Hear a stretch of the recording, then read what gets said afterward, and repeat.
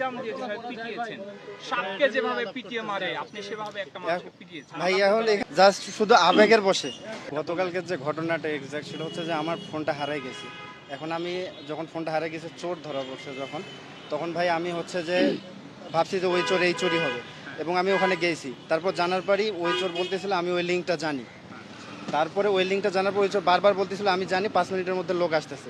তারপর আমি হচ্ছে যে আমাদের যে এক্সটেনশন আছে, তারপর আমি ওখানে ওই যে খাওয়ানোর পর এক্সটেনশনে আমি ওইখানেই যাই আর কি। প্রথমত ওইখানে গিয়ে তারপর হচ্ছে যে ওনাকে জিজ্ঞেস করি প্রথমে, তাহলে কি একটা মানুষকে মেরে ফেলবেন? ভাই এখানে কোনো ভাই আমরা আমরা আমরা ফুটেজ দেখেছি, আপনি হ্যাঁ। হচ্ছে যেভাবে পিটিয়েছেন, মানুষ কি মানুষকে ভাবে মারে আসলে?